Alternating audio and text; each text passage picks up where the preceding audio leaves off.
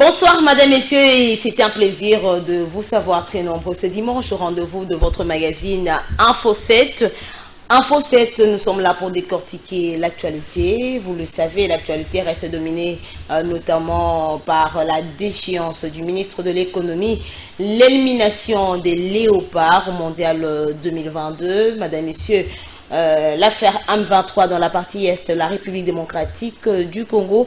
Nous allons décortiquer ces sujets tout au long de votre magazine Info 7. Voilà pourquoi nous recevons pour vous le coordonnateur des députés révolutionnaires. Il est élu du Nord Ubangui, circonscription électorale de Yakomo. C'est le député national Dédé Kodoro, à qui nous disons bonjour. Bonjour, bonjour madame. Bienvenue dans le magazine Info 7. Merci. Et surtout, merci d'avoir accepté notre invitation. C'est pour la toute première fois. C'était un grand plaisir pour moi, en tout cas, d'échanger aujourd'hui avec vous. Et c'est aussi ma première fois de tourner une émission avec vous. Et je crois que la suite sera très, très bonne. Ça va donc, vos éléments vont rencontrer les attentes de la population qui est en train de vous suivre maintenant. Je le crois bien. Ok, d'entrée de jeu déjà, vous le savez, les Congolais léopards ont perdu face au Maroc pour cette grande messe mondiale. Alors, qu'est-ce qui n'a pas marché pour les léopards de la République démocratique du Congo? D'ailleurs, les députés étaient valablement représentés là-bas. Oui, c'est vrai, madame, c'était une grande déception. Déception qui se lisait sur la figure de tous les Congolais. Commençons d'abord par le match aller, on a fait un but partout ici, alors qu'on avait la possibilité de gagner les matchs. On n'a pas fait la différence et on a cru jusqu'au bout qu'au niveau de Maroc, on pouvait peut-être renverser la tendance, mais malheureusement notre équipe a perdu. Avec 4. Oui, notre équipe a perdu avec un score très lourd de 4 buts à 1, mais là, c'était une forte déception. Vous avez vu que la journée était très mal passée. Les Congolais sont rentrés bien avant à la maison, alors qu'ils croyaient, jusqu'à la dernière minute. Même le président de la République était très sûr des léopards. Oui, tout le monde était sûr parce qu'on était à un pas de mondial. Ça fait longtemps qu'on a atteint ce niveau-là, mais on a cru, mais malheureusement, ça n'a pas été le cas. Nous n'avons pas eu cette chance d'être qualifiés.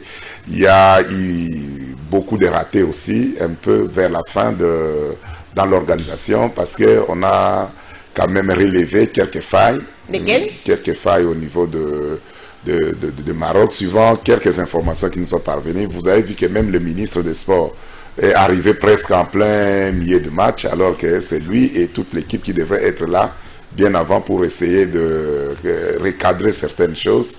Il est arrivé en plein milieu de match et puis on a relevé aussi quelques défaillances dans l'organisation technique au niveau de Maroc. Et tout ça, ça contribue aussi à favoriser l'échec de l'équipe. Parce que tu sais, le sport, c'est d'abord le mental.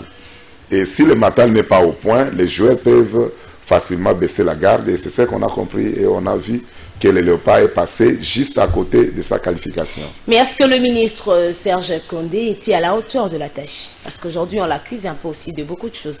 Oui, nous tous, nous avons relevé quand même qu'il y a certaines choses qui n'ont pas bien marché. Parce que quand on prépare un grand match, c'est un match de mondial, une préparation pour aller au mondial. C'est-à-dire, c'est la messe, la grande messe de football. Une très grande messe qui était attendue. Oui, une grande messe de football comme ça. On ne fait pas des choses comme si on préparait un match d'entraînement. Il faut mettre tout au point pour que tout marche bien.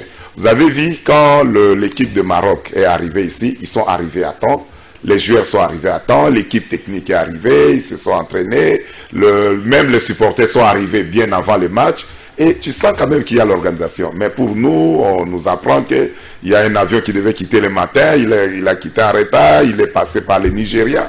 Beaucoup de ratés et dans des conditions comme ça, il ne faut pas s'attendre à des miracles pour dire qu'il y avait quand même beaucoup de choses qui ont contribué à l'échec de Léopard. Et là, on doit analyser froidement la situation, relever les failles et essayer de rectifier les tirs pour peut-être la prochaine occasion, prochaine compétition à la CAN. Nous n'avons pas pu nous qualifier pour aller à la CAN. Vous avez vu, les Léopards n'étaient pas à la CAN. Nous ratons encore le mondial. Et c'est quand même très frustrant pour la population. Les Congolais seront que des téléspectateurs. Oui, tu sais que le football au Congo, c'est vraiment comme une religion. Les gens aiment bien le foot. Même si les Congolais peuvent des fois avoir de frustration dans beaucoup de domaines, mais le football devrait être le point de rassemblement. Est-ce que ça a été les points de rassemblement? Le football a réussi à réunir surtout les politiciens? Exactement. Vous avez vu que même tous les politiciens qui est du bord de l'opposition, tout comme majorité, souhaitaient vraiment la qualification du Léopard. Et l'équipe les députés qui sont partis au Maroc pour soutenir les Léopards, c'était des députés des deux bords, c'est-à-dire de l'opposition et de la majorité. C'est-à-dire les Léopards, c'est vraiment le point, hein, au moins cette équipe-là qui met tout le Congolais. Et certaines personnes vous contredisent. On parle d'une somme qui a été déboursée pour cette grande messe du football. 400 millions de dollars américains, si je ne me trompe pas. Mais le ministre a préféré prendre les musiciens, ce qui n'est pas mal, mais les chansons n'ont pas été diffusées sur les chaînes. Plus grave encore, je ne sais pas si vous avez l'information, l'argent qui a été donné aux féticheurs. Vous avez l'information, hein? Madame, c'est vous qui m'informez sur le plateau. Qui avait vous êtes en train de faire semblant. Qui avait des féticheurs qui sont... Le football, c'est presque une science aujourd'hui, madame. Les fétiches, tout ça, c'est quelque chose qui... Mais vous avez eu quand même... Soyez sincère sur ces plans. Non, moi je suis sincère, je n'ai pas eu l'information sur les féticheurs qui ont touché de l'argent. Moi, je n'ai pas cette information. Mais tout ce que je sais, c'est que le gouvernement avait mis les moyens. Le gouvernement a mis les moyens pour que le Léopard, les joueurs soient dans les conditions optimales possibles pour gagner le match. Ça, c'était d'un côté. Mais lorsque le ministre sensibilise la population, sans la presse, est-ce que fallait-il s'attendre à des bons résultats? Et lorsqu'on se déplace à la place de la presse, on s'est fait accompagner des proches et d'autres personnes. Est-ce que fallait-il vraiment s'attendre à des grandes choses? Madame, c'est tout ça ce que nous sommes en train de relever ensemble pour dire que dans de pareilles compétitions, il faut vraiment des professionnels. Des professionnels. Quand on fait un peu de l'amateurisme, la conséquence c'est que des fois, on met beaucoup de moyens, mais les moyens ne servent pas parce que la personne qui est en train de planifier ou de mettre en place le plan ou la stratégie, peut-être il lui manque quelques tacts et des fois ça paye cash. Et quand vous parlez de musiciens, le musicien, bon, il véhicule facilement les informations, mais associer aussi la presse, associer d'autres corporations qui peuvent permettre de diffuser plus ou de mobiliser plus, était vraiment le souhait. Peut-être que ce n'est pas le cas, nous regrettons tous que peut-être, comme vous dites, la presse n'était pas invitée ou la presse n'était pas conviée dans l'organisation, mais je crois bien que les informations ou les chansons des musiciens passaient sur des chaînes et ça ne peut qu'être en collaboration avec les responsables de toutes les chaînes. Sur certaines chaînes, hein, il faut dire sur certaines, quelques chaînes seulement. Une autre question, comment est-ce que vous avez appris le départ de l'entraîneur des Léopards juste au lendemain de l'élimination de l'équipe de la République démocratique du Congo? Cooper est parti. Oui, madame, en football, quand on n'a pas les résultats, on rôle est habillé. Quand on n'a pas, c'est-à-dire le football, c'est vous avez l'obligation de résultats. Un entraîneur est recruté sur base d'un programme. C'est-à-dire, tu dis, par exemple, l'objectif pour moi, c'est qualifier l'équipe au mondial. Et cet objectif, si ce n'est pas atteint, naturellement, vous devez rendre le tablier parce que vous n'avez pas rempli votre part de contrat. Et la démission de Cooper n'était que logique. Hein? L'élimination ou la défaite avec le score de 4 à 1 ne pouvait que le pousser à la porte de sortie. Mais est-ce que Cooper était un bon choix? Lorsqu'il y a déjà un problème au niveau du langage, il parle une autre langue, parfois même que les joueurs congolais ne comprennent pas. Mais madame, c'est comme ça nous avons dit, ce sont là tous les failles qui n'ont pas permis à notre équipe de se qualifier. Et vous voyez même quand nous étions, nous avons fait le match aller, mais il y avait un problème aussi dans le coaching. Vous voyez que l'équipe à un certain temps commençait déjà à perdre le pédale. Et quand ils sont partis, moi je ne suis pas expert dans l'analyse de football, quand ils sont partis au Maroc, même à l'aller déjà, Luindama ne donnait pas vraiment une bonne satisfaction, il commettait beaucoup d'erreurs, il était d'abord très lent et il relançait difficilement l'équipe. Mais quand nous sommes partis au Maroc, il a encore repris le même Luindama à la défense et vous avez vu que les 2 buts qu'on a encaissés, les 2 premiers buts sont les erreurs de ces joueurs-là et ça ne peut que donner les résultats qu'on a. Comme certains observateurs, pensez-vous que l'entraîneur congolais a été corrompu? Je ne pense pas. Je ne pense pas. Corrompu, l'entraîneur congolais Couper était corrompu, mais oui, c'est bien. L'entraîneur a quand même une responsabilité sur le jeu, hein, au terrain, mais ce sont les joueurs qui font le jeu. Ce sont les joueurs. Et lorsque l'alignement n'est pas bien fait. Mais les matchs que nous avons tous suivi les matchs. Bon, dire que l'entraîneur était corrompu, c'est pourquoi l'entraîneur n'était pas aussi le meilleur qu'on pouvait le croire. Même à l'aller ici, on sentait déjà que il y a tous ces matchs, je n'ai jamais été convaincu par cet entraîneur-là. Dire qu'il était corrompu parce qu'on a perdu, bon, là où quand on a gagné, on avait gagné aussi avec cet entraîneur. Moi, je ne crois pas à la thèse de la corruption. Moi, je crois plus à la thèse suivant laquelle l'équipe n'a pas été mise au point pour gagner les matchs. Aujourd'hui, il y a des voix qui s'élèvent par-ci par-là pour faire des propositions pour que les léopards puissent atteindre et prendre une autre allure et une autre dimension. Selon vous, quel est le profil qu'il faut pour l'équipe nationale? Madame, quand on parle des léopards, les léopards ne peuvent que... C'est une équipe de sélection. Et l'équipe nationale ne peut être sélectionnée que dans des clubs. Il faut commencer d'abord à organiser la base. Il faut organiser le Linafoot, organiser des compétitions d'abord nationales. Essayer de mettre du sérieux là. Mais quand il n'y a pas de sérieux à la base, vous allez récupérer des joueurs gauche-droite qui ne se connaissent pas, qui ne s'entraînent pas ensemble, qui n'ont jamais joué ensemble pour jouer un grand match comme ça. Vous voyez que la combinaison n'est pas toujours très bonne. Mais des équipes qui ont des ossatures, qui sont basées sur des sélections locales et quand on y ajoute les professionnels, ça marche souvent. Mais nous avons d'abord le problème au niveau de nos équipes locales. Et nous ne pouvons pas. Aujourd'hui, vous voyez que même si dans la compétition africaine, beaucoup de nos clubs ne sont plus performants. Et quand vous n'avez pas de clubs performants, vous ne pouvez pas vous attendre aussi à penser que vous allez relancer l'équipe nationale par la magie pour dire que non, nous allons récupérer ou recruter des joueurs en Europe et former l'équipe et aller jouer pour gagner. Ça sera très difficile. Même ces joueurs-là, avant d'aller en Europe, il faut commencer d'abord à avoir de bons joueurs ici, les transférer et ils vont aller maintenant pour professionnaliser.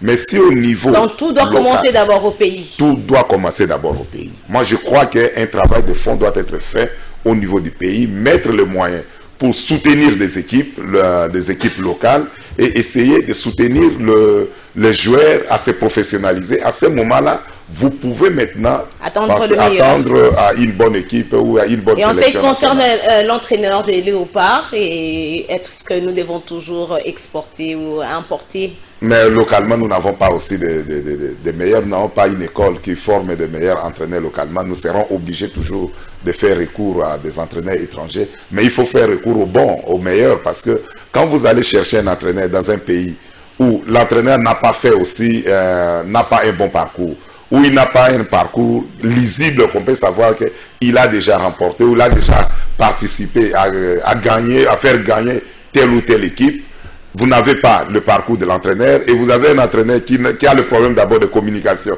avec les joueurs. Je ne crois pas que vous pouvez vraiment vous en sortir. Il y a eu même une émission qui a été diffusée et qui circulait dans les réseaux sociaux où les journalistes étaient en train de dire l'équipe des Léopards est une équipe sans entraîneur alors que Couper était là. Bon, ces journalistes n'ont pas totalement tort parce que Couper était là sans être là. Voilà, madame, monsieur, prenons à présent le premier dossier de notre magazine Info 7.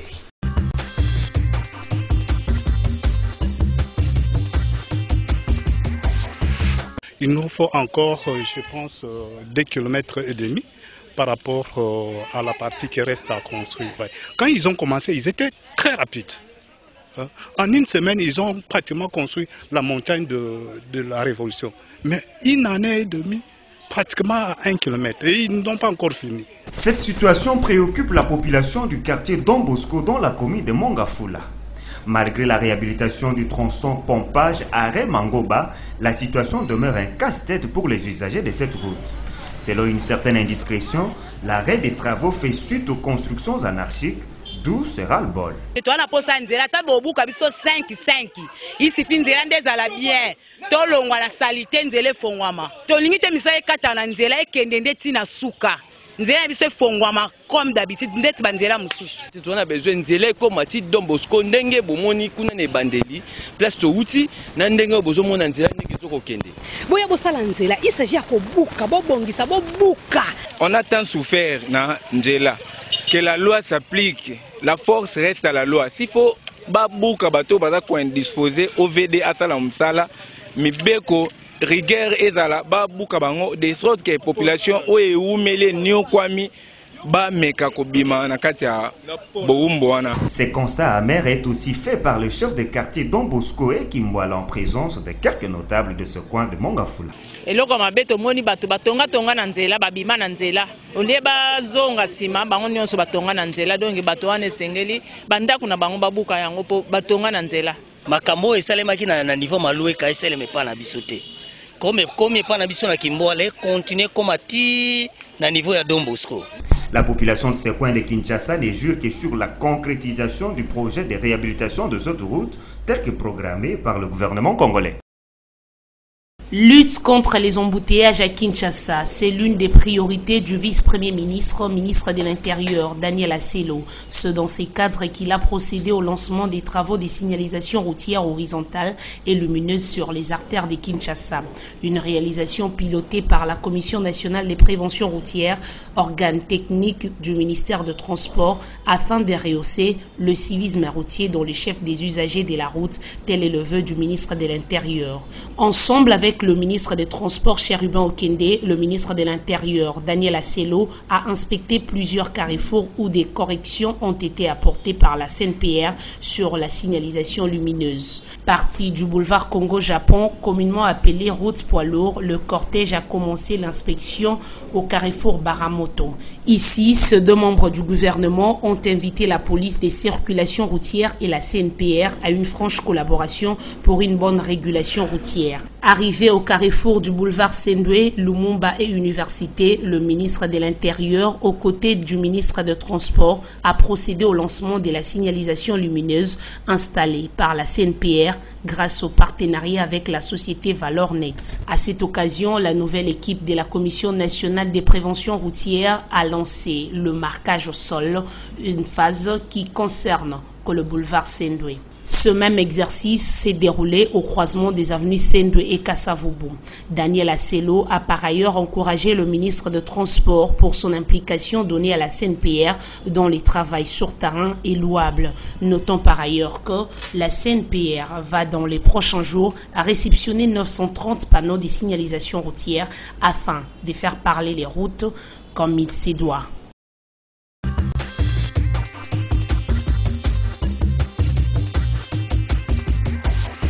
Parlons à présent du projet Zéro Trou. Dédé Kodoro, vous êtes élu, vous faites le contrôle parlementaire, bien que vous êtes du Nord au Bangui, mais vous suivez quand même de près les actions de membres du gouvernement. Dites-nous quand même, le projet Zéro Trou, à quel niveau il s'y trouve? Oui, madame, je suis de la commission aménagement du territoire, infrastructure, et le ministère des infrastructures est contrôlé par notre commission. Vous avez tout vu tous, il y a plusieurs projets qui ont été lancés. Il y a le projet Tilegero, il y a le projet Zéro Trou, il y a 100 jours aussi. 100 jours. Mais tout le monde a constaté qu'il y a un sérieux problème dans le pilotage de ces projets-là. Il y a un mauvais casting des fois qui fait que ces projets n'aboutissent pas et ne donnent pas satisfaction par rapport à l'objectif. Entre-temps, la caisse de l'État s'est vide pour ce projet. On ne sait pas aujourd'hui évaluer la hauteur de l'exécution de ces projets. Et comme la session vient de commencer, certainement, nous allons inviter le ministre des Infrastructures au niveau de la commission pour qu'il nous fasse l'économie de la réalisation de ces projets que nous appelons tous les projets Zéro Trou. Donc il fallait seulement attendre la rentrée parlementaire pour statuer sur ce cas. Alors que oui, déjà de nos jours, on devrait voir que réellement le projet était déjà, les actions étaient déjà visibles.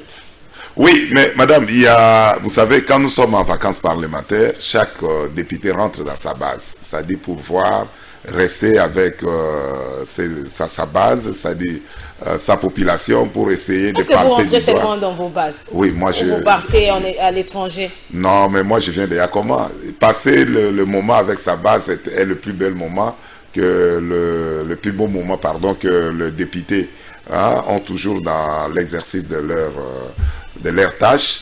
Et quand vous allez, par exemple, au niveau de nos bases respectives, vous trouvez qu'il y a de sérieux problèmes qui se posent aussi en termes des infrastructures, en termes de routes, en termes de l'eau, l'électricité. Mais pendant ces moments-là, vous êtes là pour récolter toutes ces données-là. Et quand la session s'ouvre, c'est le moment où vous devez appeler le ministre pour qu'il vous lui demandez ce qu'ils ont pu faire par rapport à tous les projets qu'ils ont annoncés. Je crois bien que le ministre des Infrastructures passera au niveau de la commission et pourquoi pas à la plénière pour nous donner quand même la suite de tous ces projets qui étaient annoncés dont les résultats n'est pas du tout satisfaisant. Et là, ce n'est pas seulement les députés qui doivent voir, mais même la population elle-même trouve que tous ces projets-là posent le problème dans leur exécution. Est-ce que vous êtes réellement la représentation nationale? Mais madame, nous sommes la représentation nationale de par d'abord la Constitution et de par la volonté de notre peuple. Juste un slogan. Parce qu'il y a beaucoup de cris d'alarme de la population qui passent, on a l'impression que ça passe inaperçu. Mais madame, aujourd'hui, vous savez, les contextes tant national qu'international nous imposent certaines donnes pour lesquelles la population, nous devons quand même expliquer à notre population. Certes, le gouvernement doit donner les résultats. Le gouvernement est obligé d'apporter la solution au problème de la population. C'est ce que le Premier ministre et tout son gouvernement, nous croyons bien qu'ils sont en train de le faire, malgré qu'il y a quelques secteurs qui boitent un peu, mais à tout moment nous devons évaluer. La plupart des secteurs boitent. Je suis tenté de dire que tous les secteurs Non, moi boitent. je ne crois pas que tous les ministres ou tous les secteurs boitent. On sait bien, nous avons relevé que certains secteurs certainement boitent à cause aussi de management de certains ministres. Et là, les députés, vous avez vu, à l'ouverture même de la session, le président a été clair que cette session ici, le contrôle parlementaire sera d'actualité et chaque ministre passera pour expliquer ce qu'il a fait pendant une année à la tête du ministère. Parlons des infrastructures en République démocratique du Congo, infrastructures à Kinshasa. Comment est-ce que vous trouvez ces infrastructures? Madame, nous avons les constats que moi je fais faire, c'est le même constat que vous allez faire aussi. Les pays ont un sérieux problème d'infrastructure et se déplacer, même dans la ville déjà, est une grande casse-tête parce que non seulement que le problème d'embouteillage est dû au comportement des fois, le comportement pas républicain des chauffeurs et de tous ces usagers de la route. Même aussi, oui, moi je ne peux pas dire le contraire, mais il y a un sérieux problème d'abord des infrastructures. Nos routes, nos routes ne répondent plus aux besoins de la population. Une ville à plus de 12 millions ou 15 millions d'habitants, la route ne suffira pas à résoudre le problème de déplacement dans la ville. Il faut innover, il faut chercher d'autres moyens, d'autres alternatives pour essayer de désengorger la ville en termes des embouteillages ou de déplacement facile au niveau. Mais si nous regardons de près, vu le niveau, le nombre de la population et aussi les moyens de transport qui sont utilisés sont souvent des moyens de transport un peu si vétustes qui sont sujets à des pannes irrégulières sur des grandes artères et tout ça fait que les déplacements de la ville, dans la ville deviennent toujours un casse-tête.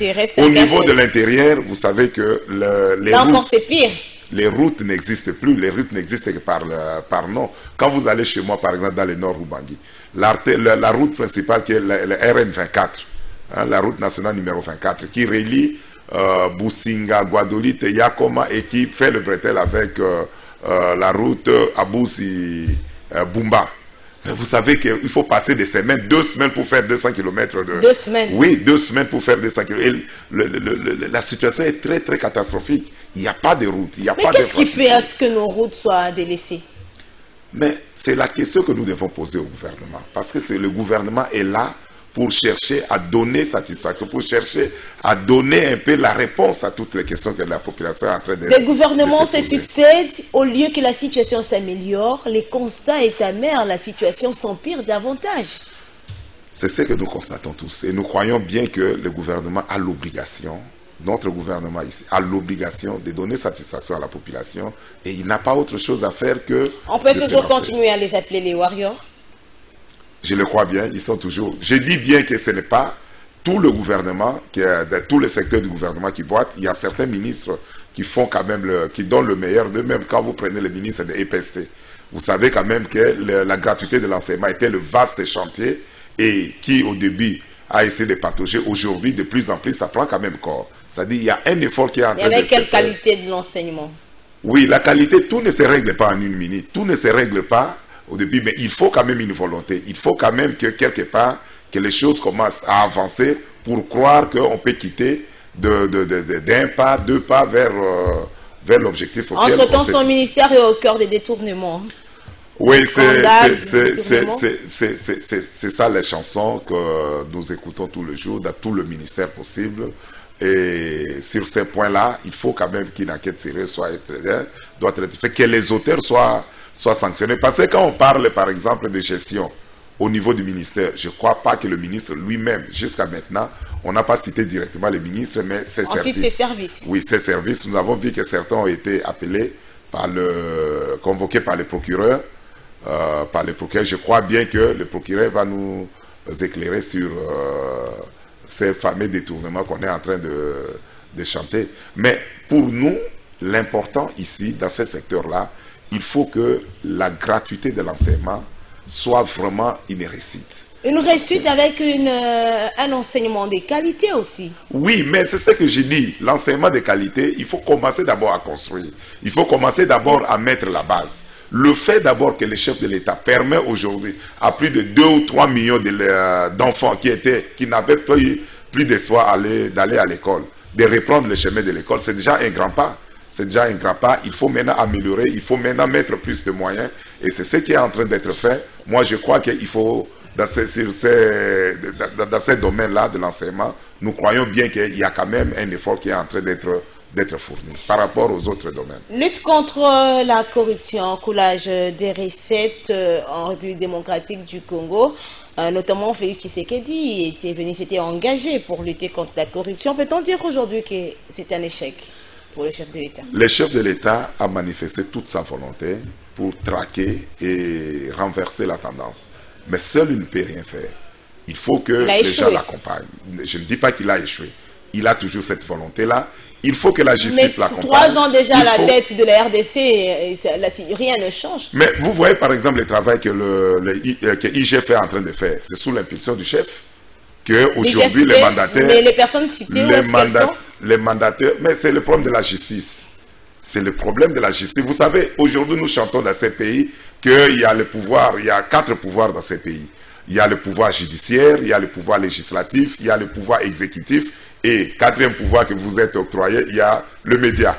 Alors, quand vous voyez que le chef de l'État, au niveau quand même du contrôle, il a institué l'IGF qui dépend directement de la présidence, est en train d'abattre un travail de qualité. Et aujourd'hui, le chef de l'État permet quand même, pour la première fois dans ces pays, que les députés, que la majorité, il donne quand même le go pour que les députés de la majorité contrôlent l'exécutif et les sanctionnent. Vous voyez que tout ça, ça contribue, c'est dans sa volonté de vouloir mettre un peu de l'ordre ou de rendre transparent la gestion des choses. Ça ne reste qu'une volonté, mais les Congolais ne veulent pas d'abord d'entendre toujours parler de volonté, mais ils veulent voir. Oui, ça, nous tous, nous constatons qu'au niveau de la justice, il y a un sérieux problème. Parce que nombreux... Oui, nous constatons, madame, que voulez-vous que je dise autre de dire que la justice pose encore un problème. Parce que nombreux qui ont été arrêtés, les juges sont les seuls à prononcer les droits. Et le jugement, car les juges n'est pas peut-être le jugement de l'opinion, mais l'opinion juge que le travail qui est en train d'être fait au niveau de la justice n'est pas satisfaisant. Il faut que ces juges aussi se rendent compte de clamer de l'opinion pour essayer un peu de rectifier les tirs. Quelle a été votre réaction lorsque vous vous êtes retrouvé avec votre collègue Willy Bakonga, qui a été cité dans le détournement, qui quitte la prison d'une manière qu'on ne peut même pas aujourd'hui expliquer, gracier. Donc, on ne connaît pas du tout parce qu'il était à un moment recherché, mais il réapparaît dans une plénière. C'est ça l'état de droit? Oui, madame, vous savez bien, vous dites bien votre collègue. J'aurais du mal à donner ou à faire un commentaire sur un collègue, par respect d'abord au collègue. Il revient, comme je dis là, il revient à la justice de nous fournir des explications sur tout ce qu'il annonce comme procédure ou comme action qu'il est en train de mener. Mais la suite, nous trouvons toujours que ça devient comme de la comédie. Et cette comédie-là, ça doit s'arrêter. Il faut que ça s'arrête et il faut qu'on revienne quand même à la gestion orthodoxe des choses publiques et la justice fasse réellement son travail. C'est que nous tous, nous constatons que ça devient vraiment de pire comédie. On annonce aujourd'hui que il y a eu détournement dans tel projet ou dans tel secteur. On annonce le détournement, on mobilise la presse et on commence le procès et après on voit que la personne est dehors. Ça choque. Ça choque. Des voleurs en cravate qui peuvent facilement recouvrir la liberté, mais les voleurs qui ne sont pas en cravate, c'est qui ont volé au marché 500 francs, 1000 francs. Donc la prison est faite pour ces personnes. Madame, c'est ce que nous décrions tous. Merci. Que tous ces voleurs en cravate, la justice devrait vraiment utiliser le moyen à sa disposition pour les sanctionner. Même la Bible, nous sommes des chrétiens, la Bible dit, c'est la justice élève une nation. Une nation sans justice, c'est une nation qui est en péril. Et aujourd'hui, nous constatons que beaucoup de problèmes que nous connaissons dans ces pays, c'est juste la justice, hein? Le manque d'une bonne justice distributrice est à la base de beaucoup de Les magistrats suprêmes, c'est qui?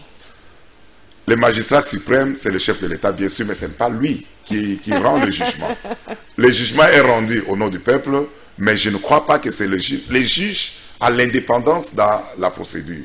Et cette indépendance-là, aujourd'hui, donne aux juges des fois de faire ce qu'ils sont en train de faire là et que tout le monde est en train de décrier. Madame, Messieurs, prenons à présent le deuxième dossier de votre magazine Info 7.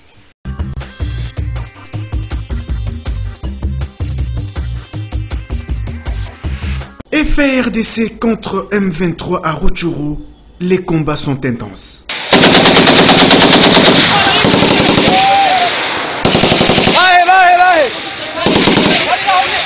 L'on signale des morts et des blessés dans les camps des assaillants, mais aussi des capturés.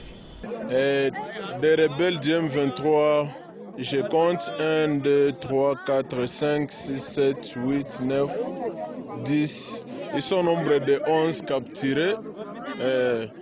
Leurs effets sont dans les dispositions de l'armée ougandaise.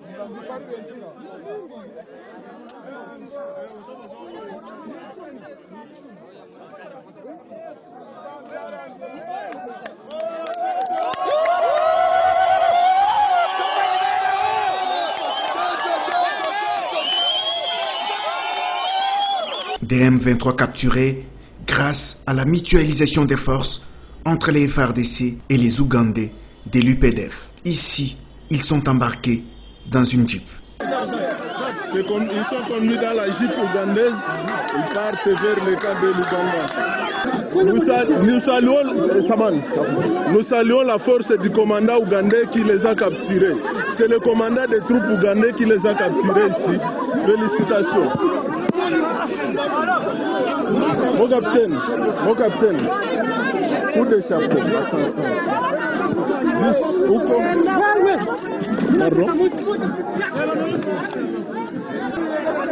Ils sont capturés, ils sont au nombre de 10. Leurs effets militaires ont été saisis par les militaires de la force ougandaise. Nous saluons beaucoup le bravoure du commandant de la force ougandaise. Merci beaucoup. À Bunagana, l'inquiétude a été perturbée. La presse locale rapporte que des journalistes ont été bloqués dans les installations d'une radio sur place. Je crois que d'abord il faut condamner cette énième incursion parce que ce n'est pas la première fois. Je me souviens qu'en novembre dernier ou en octobre, il y a eu des attaques de ce genre. Je crois que l'armée qui suit et qui documente les éléments sur le terrain nous a versé des éléments parce que quoi qu'il en soit, nous condamnons cette attitude et nous pensons qu'il est temps de mettre fin à cette forme d'hypocrisie qui existerait ou cette forme de complicité entre le M23 et les gouvernements du Rwanda, parce que nous voulons regarder le Rwanda comme un pays partenaire, autant nous regardons l'Ouganda. Vous savez que la République démocratique du Congo a été admise à l'East African Community, la communauté des États de l'Afrique de l'Est. Nous avons besoin de construire des relations de paix pour consolider l'économie entre nos États et faire finalement de cette région de Grand Lac une région qui va permettre les décollages et les développements de toute l'Afrique. Et donc, dès demain, par rapport aux affirmations que l'armée a faites ce soir, dès demain, mon collègue des Affaires étrangères invitera l'ambassadeur du Rwanda pour qu'il vienne nous donner des explications sur cela et voir dans quelle mesure on peut durablement régler ces problèmes finalement avec les M23, ces groupes résidus qui continuent à s'aimer la terreur et la désolation dans cette partie du pays. Un échec au contraire. Malheureusement, lorsque vous voyez des morts, ça signifie que nous avons touché les cibles. Parce que ce qui se passe, et c'est depuis des années que ça dure, lorsqu'on attaque les cœurs du dispositif de ces ADF dans les forêts, lorsqu'ils s'évadent, lorsqu'ils fuient l'armée régulière, ils s'en prennent à des populations partout où ils les trouvent. Ils massacrent parce que justement, lorsqu'ils arrivent à faire cette publicité macabre, donc, ça donne l'impression... Ce sont des dommages collatéraux. Malheureusement, ce sont des dommages collatéraux et c'est cela la tactique de ces mouvements terroristes. Mais pour l'essentiel, nous sommes plutôt satisfaits de comment les opérations se déroulent. Et l'état de siège, c'est une réponse que nous apportons. L'état de siège n'est pas évidemment appelé à devenir le quotidien de ces populations qui sont longtemps meurtries, mais nous pensons que c'est une thérapie de choc qui nous permet aujourd'hui d'engranger des résultats et des avancées parce que nous aurons atteint notre objectif final que lorsqu'il n'y aura plus des morts du fait de l'insécurité. Et cela requiert des solutions notamment qui passent par la démobilisation, qui passent par l'investissement social et ce sont des choses sur lesquelles nous travaillons. Depuis son cabinet de travail où il recevait l'ambassadeur rwandais, le haut représentant de Félix Tshisekedi n'y est pas allé par 4 chemins. Fort des indices tels que l'attaque de l'hélicoptère de la MONUSCO a battu et qui a coûté la vie à 7 casques bleus, l'arrestation de quelques militaires rwandais sur les sols congolais, le docteur Claude Ibalanki Ekolomba n'a pas hésité de présenter l'indignation des Congolais face aux velléités de déstabilisation de l'Est du pays avec un présumé soutien de l'un des pays signataires de l'accord cadre d'Addis Abeba. Pour sa part, Vincent Karega dit comprendre l'indignation des Congolais, mais ne trouve aucun intérêt que son pays apporte de nouveau son soutien au M23. L'ambassadeur rwandais dit avoir discuté avec son hôte sur les voies et moyens pour un retour à la normale des relations entre les deux pays voisins. Nous avons essayé de voir ensemble comment nous pouvons encore réactiver tous les mécanismes et toutes les conclusions de ces rapports pour que, en fin de compte, ce problème soit résolu une fois pour toutes et que notre coopération soit plus fondée sur le développement et la transformation de nos économies et commerce transfrontalier. Et avec le ministre, le VPM, nous sommes accordés d'envoyer une équipe conjointe. C'est une chose qui sera faite incessamment pour que la confiance soit restaurée, les suspicions soient réduites. À noter, le coordonnateur du mécanisme national de suivi de l'accord cadre d'Addis Abeba, le docteur Claude Ibalanki Ekolomba et l'ambassadeur rwandais Vincent Karega ont décidé de mettre en place une commission de vérification et de restauration de la confiance pour poursuivre la coopération entre les deux pays.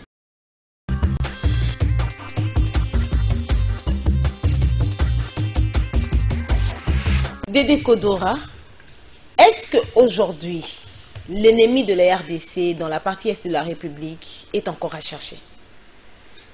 Madame, comme nous tous nous constatons, il faut quand même que le chef de l'État, qui est le commandant suprême, et qui a manifesté la volonté depuis sa prise de pouvoir de collaborer avec tous les voisins, comprend aujourd'hui que les Rwandais ne jouent pas le franc jeu et que le dialogue avec le Rwanda doit être un dialogue franc, pas de dialogue d'hypocrisie.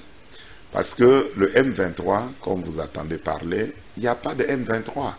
C'est juste un groupe de gens qui sont entraînés pour s'aimer les désordres et déstabiliser l'Est de la RDC. Mais le Rwanda rejette ces accusations. Mais le Rwanda rejette les accusations alors que les preuves et les éléments mis à la disposition de notre armée démontrent clairement qu'il y a une main du Rwanda dans tout ce qui se passe et dans le financement et même dans l'équipement de M23. Vous avez vu, les FRDC ont montré 2 sujets rwandais qui sont de l'armée patriotique rwandaise et qui sont à côté du M23. Et aujourd'hui, il faut quand même qu'on dise les choses, qu'on tire les choses au clair.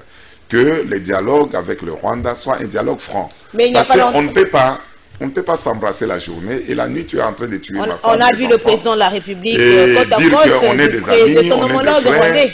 Oui, le chef a toujours manifesté la bonne volonté de collaborer et de coopérer avec tous nos voisins. Parce que nous sommes condamnés à vivre côte à côte avec le Rwanda.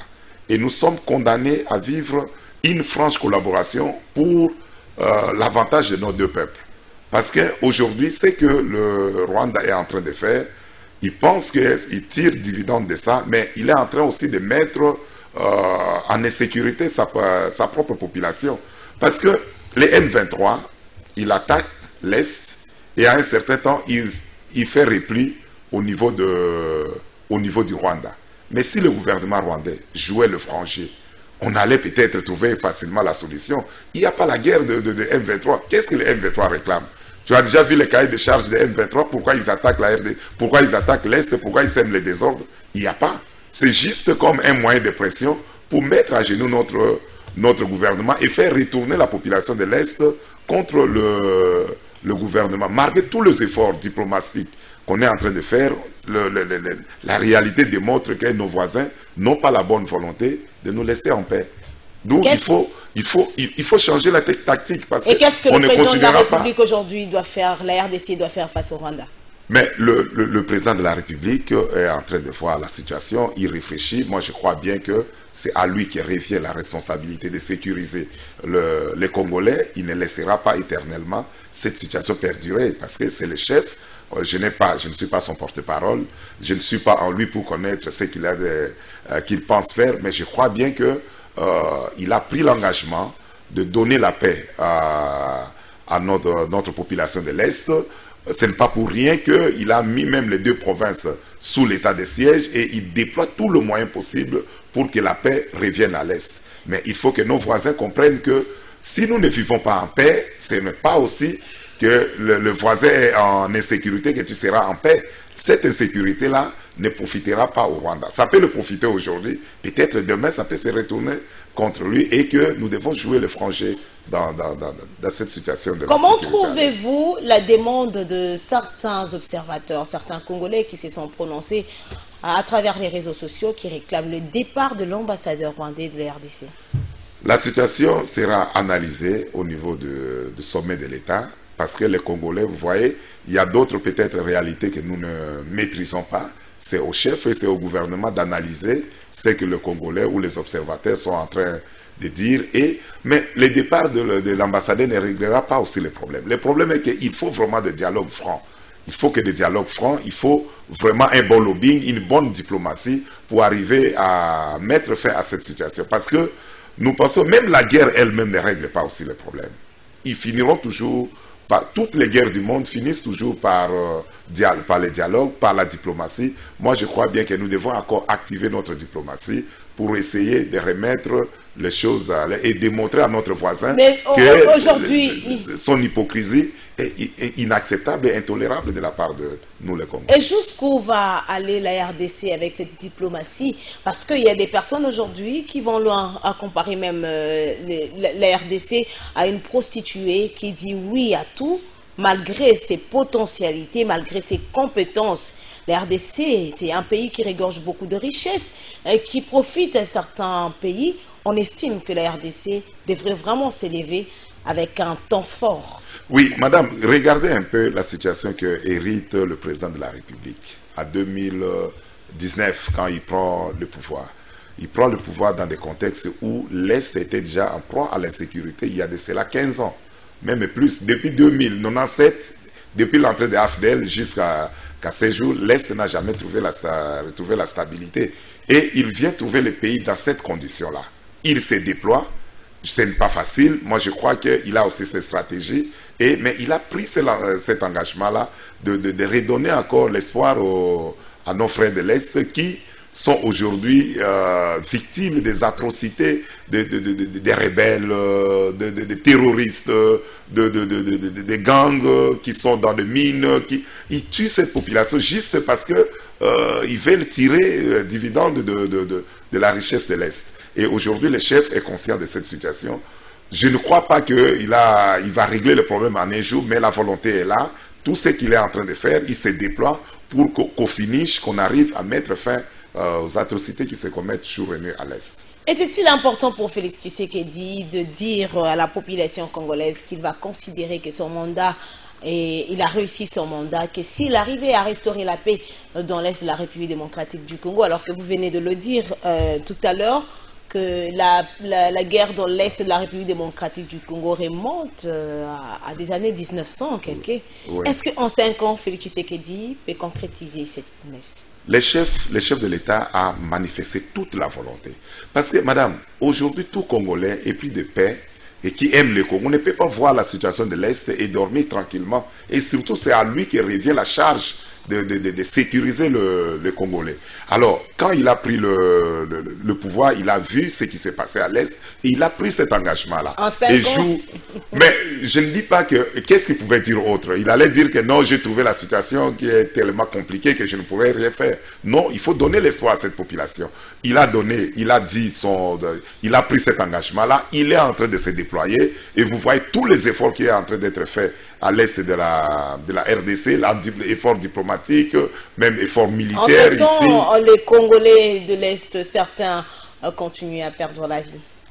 Ce n'est pas une situation qu'on peut souhaiter, ce n'est pas une situation facile, mais avec les efforts qui sont en train d'être fournis, je crois bien que nous finirons toujours à vaincre ces hors-la-loi. Mais pas en 5 ans? Il faut faire quelque chose, il faut commencer. La sécurité, c'est une question de tout le jour. Même les États-Unis, qui est aujourd'hui, on pense que les pays les plus sécurisés, ils sont toujours aux aguets. Ils continuent toujours à renforcer leur niveau de sécurité. Mais même à 5 ans que le président va faire au premier mandat, tout comme au deuxième mandat, il faut que tous ceux qui viennent doivent continuer à doubler cet effort-là pour maintenir la paix et ramener la paix et maintenir cette paix-là. Et c'est un engagement qu'il a pris. Vous pensez que si cet engagement pour 5 ans n'est pas honoré, la population de ce coin va lui accorder un deuxième mandat? Mais la population va voir l'effort qu'il a fait, la volonté qu'il est en train de manifester et les efforts qui sont en train d'être faits sur terrain. Pour nous tous, notre souhait est que la paix revienne à l'Est. Il n'y a aucun Congolais qui peut penser aujourd'hui que l'échec à l'Est ou l'insécurité à l'Est va le profiter.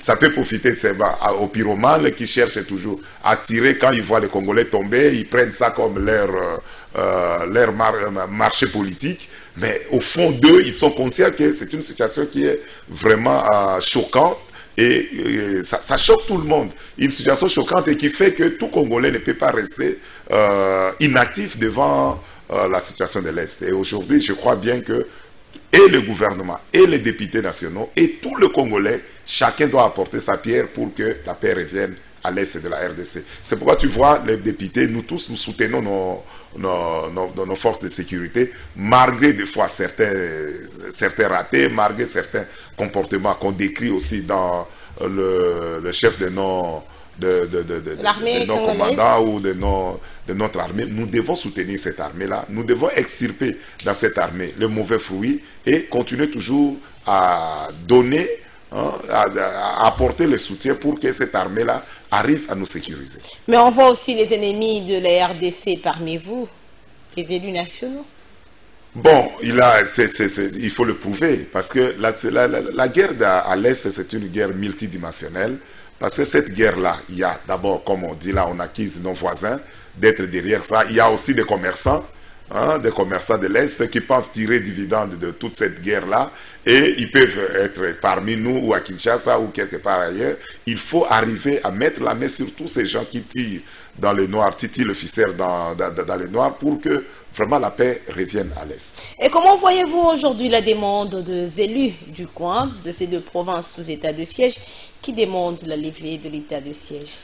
Oui, les élus demandent, il faut requalifier l'état de siège là où ça n'a pas marché parce que la commission défense et sécurité de l'Assemblée nationale avait abattu un grand travail et a fait des recommandations au gouvernement. Nous aimerions bien d'abord évaluer ces recommandations-là et à partir de l'évaluation, essayer un peu de requalifier les choses parce qu'on a relevé beaucoup de failles dans l'opération et pour lesquelles les élus avaient formuler des recommandations au gouvernement.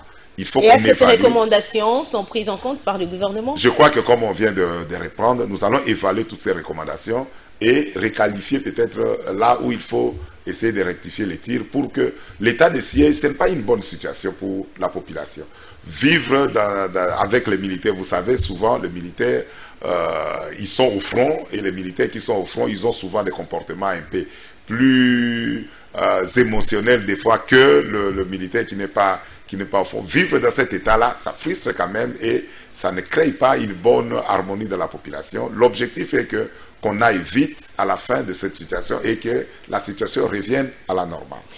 Madame, Messieurs, nous poursuivons avec votre magazine Info 7. Place à un autre dossier.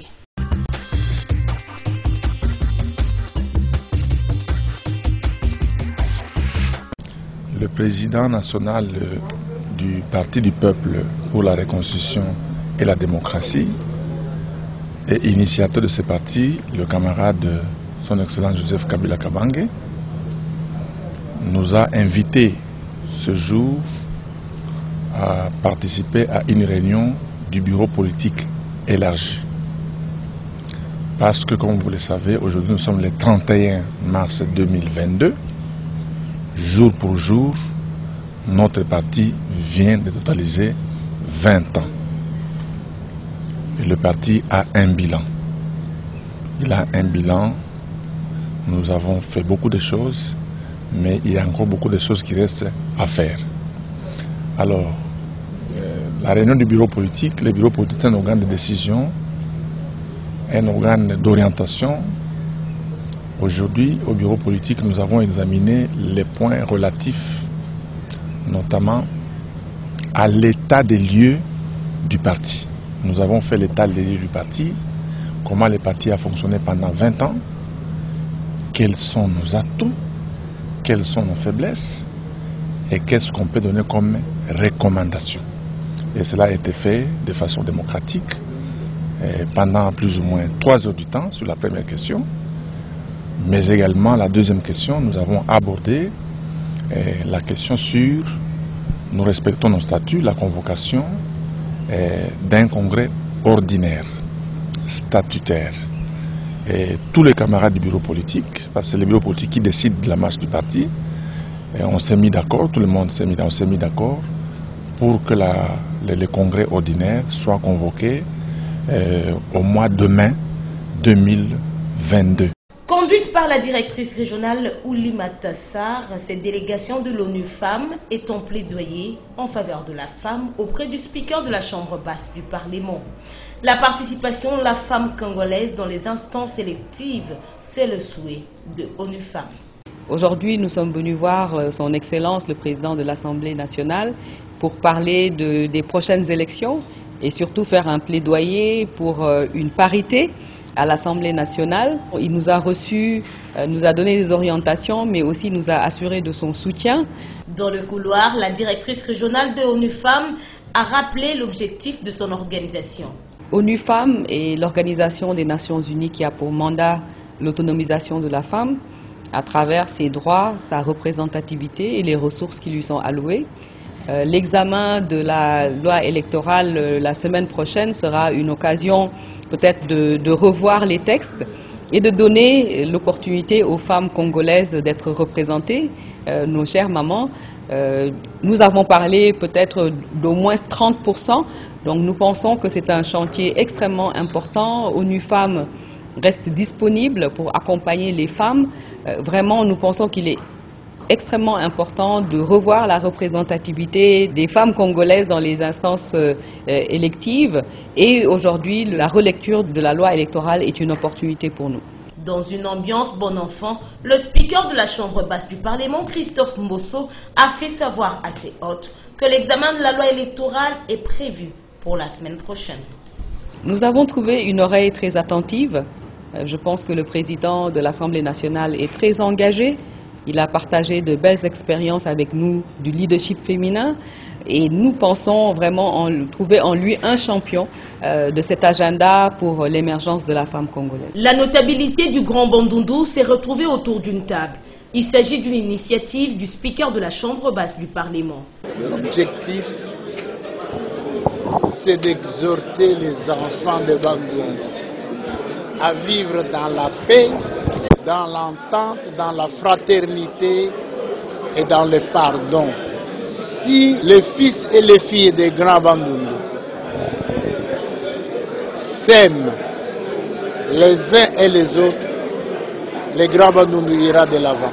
Plusieurs sujets ont fait l'objet de discussions en vue du développement de ce coin de la République démocratique du Congo.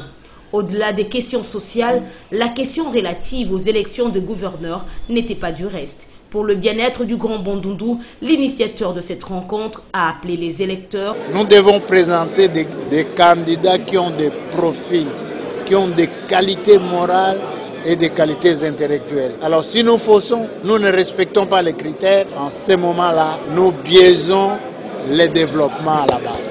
Je me déplacerai personnellement en compagnie des honorables députés nationaux, des honorables sénateurs de chaque province pour qu'on fasse une tournée dans les grands domaines. S'agissant du projet 145 territoires, Christophe Mbosso a fait savoir qu'il s'agit d'une grande opportunité pour le Grand Bandundu. C'est une première initiative du développement à la base qui commence dans notre pays depuis plus de 60 ans d'indépendance. Maintenant on va de la base, donc Bandundu a sa part. Chaque territoire du Grand Bandundu a des projets qui vont être développés. Tous les élus, tous les opérateurs politiques du Grand Bandundu, nous devons nous impliquer pour que ces projets deviennent une réalité, que ça soit un succès. Ici est de noter que le projet 145 territoires connaîtra notamment la participation des élus nationaux et provinciaux ainsi que les hommes d'affaires du Grand Bandundu pour sa réussite dans cet espace.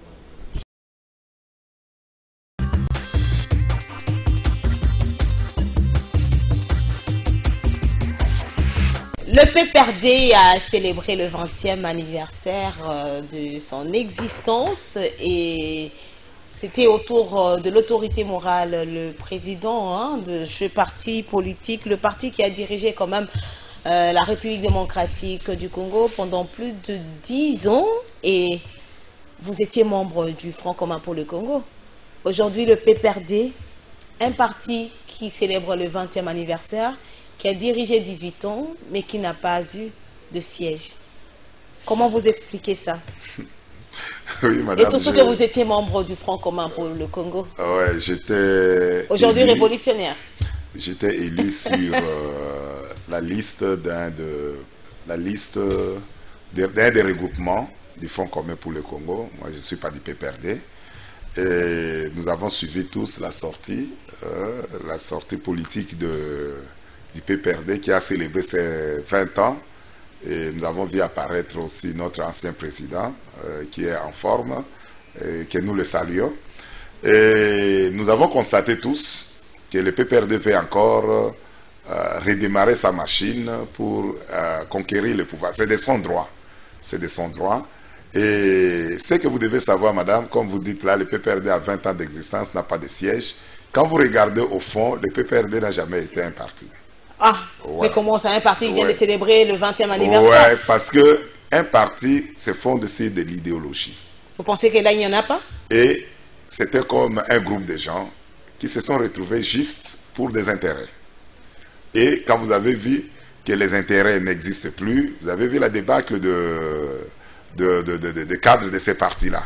Et non seulement ça, vous voyez que le parti qui a dirigé le pays pendant 18 ans, même le parti n'a pas de siège. Allez vous poser la question. Mais la politique, c'est l'intérêt, non? Voilà pourquoi vous avez quitté le Front commun pour le Congo pour adhérer à l'Union sacrée de la nation. La politique, c'est l'intérêt, bien sûr, mais aussi c'est l'idéologie. Il faut d'abord que le PPRD fasse d'abord un bon examen de conscience. S'il veut vraiment encore aller de loin, il faut qu'il réexamine sa marche, réexamine la façon dont il a fait des choses. Il ne faut pas... Vous savez, aujourd'hui, on peut parler même de l'Union sacrée. Quand vous voyez les gens accourir gauche-droite, juste des intérêts, le jour où l'intérêt ne sera pas là, les gens vont tous se disperser. C'est comme ça qu'il y a d'autres aussi le FCC parce qu'il n'y avait plus d'intérêt. Oui, il y a d'autres, il faut faire la politique avec ce qu'on appelle l'idéal. Et l'idéal qui doit nous caractériser, c'est le Congo. Et même si vous voyez que vous êtes dans le groupe, et vous trouvez que dans cet idéal-là, le Congo ne trouve pas sa place, en tout cas, il faut prendre sa liberté pour dénoncer et pour dire nous allons dans la mauvaise direction, il faut changer. Alors que vous étiez avec le FCC, là où il y avait encore l'intérêt du Congo, et quand Joseph Kabila part, il n'y a plus eu d'intérêt du Congo? Bon, en fait, quand Joseph Kabila était au pouvoir, moi je n'ai jamais été de son parti. Non, vous étiez du Front commun pour le Congo. J'étais... Et c'était une plateforme autour oui, de Joseph Kabila pour... Non, le Front commun pour le Congo n'a jamais été une plateforme politique. D'abord, ça n'a jamais été une plateforme politique.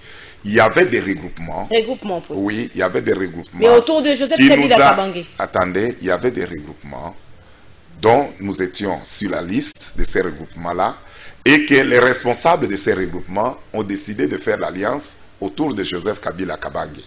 Là, vous n'allez pas dire que c'était un regroupement ou une plateforme politique comme FCC qui était allé aux élections. Et à ce moment-là, c'était un groupe de gens qui décidaient et les autres pensaient que non, bon, ils décident, les gens vont... Joseph Kabila qui avait les derniers mots. Oui, mais c'est lui qui avait les derniers mots. Vous avez vu que le fait que le FCC n'était pas une plateforme politique qui est allée aux élections, il était facile pour que chacun prenne sa liberté pour dire que non, nous ne sommes plus d'accord avec cette ligne de conduite et nous allons choisir une autre voie. Voilà, c'est pour dire que les PPRD, comme parti politique, a dirigé ces pays. Et le FCC n'était qu'un regroupement ou un retrouvaille pour des raisons purement électorales. Vous savez, avec la situation de seuil qu'on avait instauré dans la loi électorale, il fallait qu'il y ait des regroupements politiques. Les gens avaient d'abord peur de ne pas atteindre les seuils, il fallait former des regroupements. Et dans cette condition-là, les gens se sont coalisés dans n'importe quelle condition, et même sans idéologie, pour juste satisfaire à la loi électorale. Et aujourd'hui, quand on dit que non, vous étiez les hommes de Kabila, il faut voir le passé et voir que ces gens-là, naturellement, ils n'étaient pas dans cette idéologie. Mais pour des raisons électorales, ils se retrouvent sur la liste et aujourd'hui, on peut les appeler. Il y a de vrais hommes de Joseph Kabila qui ont dirigé ces pays, qui ont managé et pour lesquels ils sont comptables de tout ce qui se passe et qui s'est passé dans ces pays. Certains cadres du PPRD disent aujourd'hui que la Constitution donne encore la chance à l'ancien président de la République, Joseph Kabila Kabange, sénateur à vie, de revenir à la magistrature suprême. Vous êtes élu national, que dit réellement la Constitution? Madame, moi je crois que les Congolais, ils ont toujours l'habitude de créer de buzz, juste pour qu'on attende qu'eux aussi ils parlent. Et des fois, je suis écœuré de voir certains professeurs d'université qui enseignent et qui forment les étudiants, et des fois, devant la politique, ils perdent même les repères de leurs réflexions, dans leurs réflexions. Ce n'est pas pour rien que les constituants avaient prévu qu'après le mandat du président de la République, qu'il regagne le Sénat, pas comme n'importe quel sénateur, mais comme un sénateur à vie. C'est-à-dire qu'on suppose que après avoir épuisé ces 2 mandats, il doit continuer à servir la République dans ces formats-là. Et quand il requiert déjà, s'il est revêtu déjà de ces prérogatives-là, c'est-à-dire de la fonction qui lui est conférée par les textes comme sénateur à vie, il ne lui revient plus de revenir pour dire que non, je vais briguer encore un autre mandat. Mais ils argumentent pour dire que 5 ans après, il peut revenir. Non. La Constitution ne dit pas qu'on ne peut pas faire 2 mandats consécutifs, non. C'est-à-dire que 2 mandats suffisent pour tout Congolais. C'est-à-dire vous avez droit, tout Congolais a droit, au moins constitutionnellement, de passer 10 ans à la tête du pays, un point barre. Il n'y a pas une autre alternative encore de dire que je passe 10 ans, je vais me reposer et je vais revenir. Non, la Constitution ne prévoit pas ça. Et même ceux qui sont en train d'essayer d'allumer encore cette polémique-là, ils sont conscients en eux qu'ils n'ont pas raison. Ils n'ont pas raison de dire qu'aujourd'hui, Joseph Kabila, qui a son parti politique, qui a des cadres autour de lui, qui a de jeunes aussi qui sont en train d'émerger dans ces partis-là, qu'il n'y a que lui qui est le seul providentiel dans ces partis qui peut être président de la République. Mais il est encore trop jeune pour servir encore le pays. Mais il est trop jeune. Ce n'est pas l'âge qui détermine la jeunesse. La Constitution dit 10 ans à la tête du pays, tu peux devenir président de la République à l'âge de 30 ans et quitter à 40 ans. C'est ce que prévoit la Constitution. On ne dit pas que, bon, vu son âge, comme on est encore trop jeune, la Constitution ne prévoit pas les critères là de la jeunesse pour dire qu'il peut revenir à tout moment. C'est un faux débat. Je crois que le PPRD va s'organiser à présenter un candidat qui respecte les critères, à moins qu'il n'ait pas la volonté d'aller aux élections. Parce qu'il y a des gens qui peuvent avoir peur d'aller aux élections. Ils amènent un candidat qui savent bien que la candidature va être recalée pour juste se trouver un argument, se mettre à côté et de dire que non, nous n'étions pas partis. Politiques. Oui, il y a des moments où quand tu regardes, tu dis que non, ces gens, peut-être ils ont peur d'aller aux élections et qu'ils cherchent encore des alibis pour justifier leur non-participation aux élections. Un autre débat, c'est autour de la révision de la Constitution de la République démocratique du Congo. Est-ce que c'est le moment de réviser? Y a-t-il un besoin pour que la Constitution soit révisée? Mais même la Constitution elle-même ne prévoit pas le temps pour sa révision. Il n'a pas dit qu'il faut réviser en janvier, février ou mars. Tout Congolais, la Constitution prévoit la possibilité de sa révision. Et il faut seulement respecter ce qui est prévu, la procédure qui est prévue dans cette Constitution et solliciter sa révision. Aujourd'hui, il y a certains collègues qui estiment qu'il y a certains articles dans cette Constitution-là qu'il faut réviser. C'est leur droit.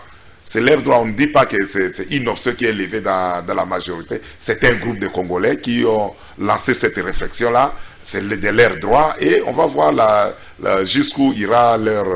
Et vous, quelle est votre position face à cette proposition? Personnellement, je suis d'accord qu'il faut réviser certains articles de cette Constitution. Je prends par exemple, on évoque la suppression de certaines institutions dans ces pays. Madame, est-ce que notamment les assemblées provinciales. Est-ce que ces gens ont tort de dire que l'État, ce que nous produisons, plus de 60% va dans le fonctionnement de toutes les institutions de la République.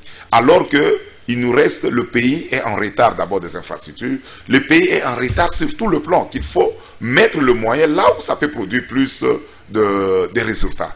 Mais on peut essayer un peu de rationaliser quand même nos institutions pour voir quelles sont les institutions qui sont comme moteurs, moteurs de fonctionnement de la République pour les garder, et certains qui on peut s'en passer de ça, on peut s'en passer en attendant qu'on revienne un peu dans la situation normale. Nous produisons, notre budget est aujourd'hui autour de 10 milliards, mais tu vas voir que plus de 6 milliards va juste pour faire fonctionner les institutions de la République. C'en est trop.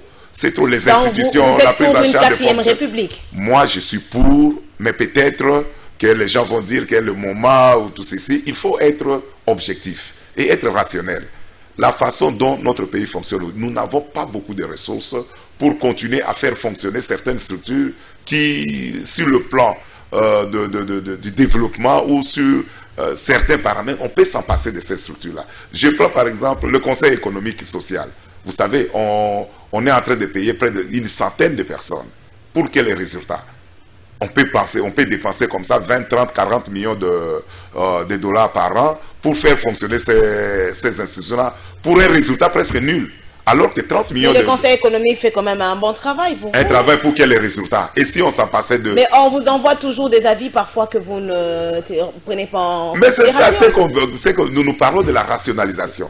Dans notre contexte actuel, entre envoyer des avis et prendre cet argent-là, construire par exemple une petite centrale pour alimenter une ville comme Mbujimayi, pour alimenter Kananga, pour alimenter mon village, qu'est-ce qui est mieux?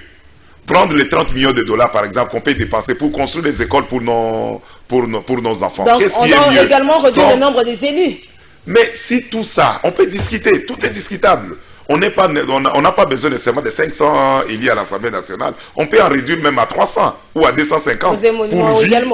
Pourvu que on dégage un peu de ressources pour financer des secteurs qui sont producteurs, des secteurs qui peuvent booster un peu l'économie de ces pays. Même quand vous parlez d'émoluments, réduction des trains de vie tout ça, il faut chercher des voies et moyens pour donner la réponse à notre population. Nous ne pouvons pas continuer à vivre éternellement comme ça, comme si la situation est bonne.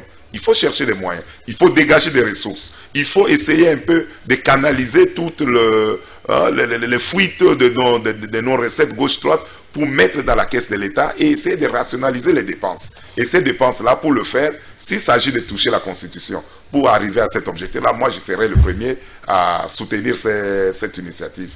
Je prends par exemple... En un mot, parce qu'on doit prendre le dernier dossier. Allez-y. Oui, en un mot pour moi, la révision de la Constitution n'est pas quelque chose de si aussi... comme les gens veulent voir ça comme c'est un tabou, comme s'il y a une intention cachée derrière ça. La Constitution elle-même a prévu le mode de sa révision. S'il y a un groupe de Congolais qui estime qu'il y a certains articles qu'il faut peut-être l'adapter à la situation de notre pays, je ne trouve pas un problème là-dessus. Madame, Messieurs, prenons à présent le 4e dossier de votre magazine Info 7. Vous le savez, le ministre de l'économie a été déchu de ses fonctions par la représentation nationale. On en parle.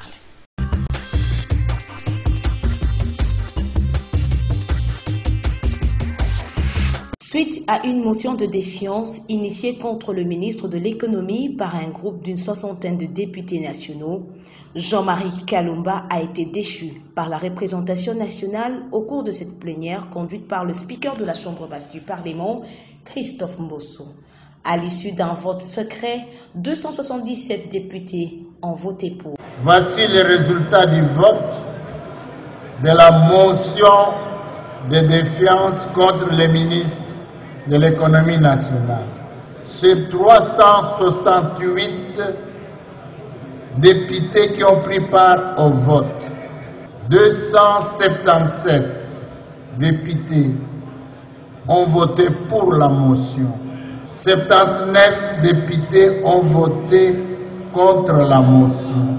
12 députés ont voté abstention.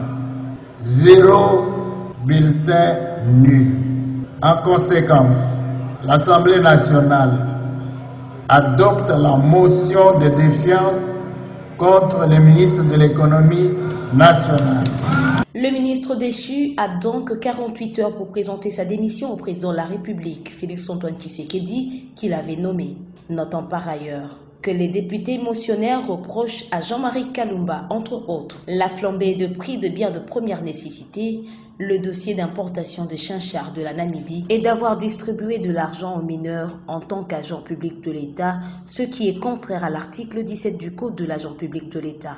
Cette disposition stipule que l'agent public de l'État doit s'interdire de solliciter, de réclamer, d'accepter ou de recevoir encore ou d'offrir un don, un cadeau ou tout autre avantage en nature, en espèces, pour s'acquitter ou s'abstenir de s'acquitter de ses fonctions, mandats ou obligations professionnelles. Jean-Marc Kabunda Kabound finit enfin par démissionner de son poste de premier vice-président de l'Assemblée nationale. C'est ce jeudi 31 mars 2022 qu'il a déposé sa démission. Dans sa lettre de démission adressée au président de cette chambre parlementaire, l'ancien homme fort de l'UDPS précise que cette action est due aux raisons des convictions politiques. Jean-Marc Kabound renchérit dans sa lettre que pour le reste du temps de cette législature en cours, il va se consacrer à son mandat de député national. Signalons par ailleurs que c'est ce mercredi 30 mars 2022 dans la soirée que Kabound a regagné Kinshasa, ce après un long séjour médical à Londres.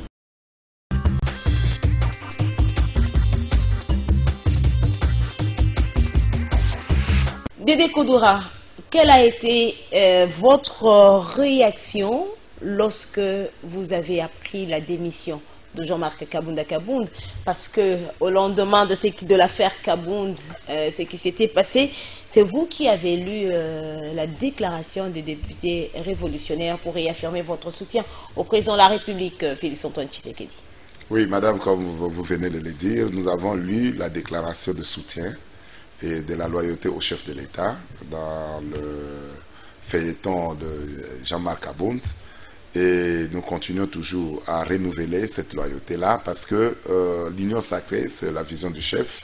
Nous étions tous engagés dans cette vision-là et Jean-Marc Kabound étant un collègue qui était avec nous dans ces combats, et il s'est fait qu'il ne s'est plus mis d'accord sur certains points avec le chef de l'État et que le chef a décidé de le mettre de côté. Pour nous, nous ne pouvons que prendre acte de cette rupture de collaboration avec le chef de l'État et nous engager toujours à soutenir les chefs dans ces actions.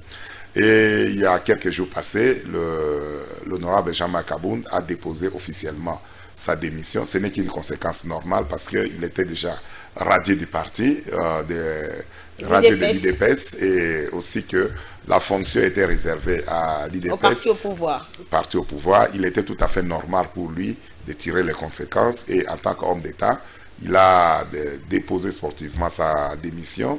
Le poste est maintenant ouvert, ouvert à la nouvelle compétition, c'est-à-dire que le parti pourra présenter d'autres candidats et qui seront avalisés par les collègues députés dans une plénière électorale, bien sûr.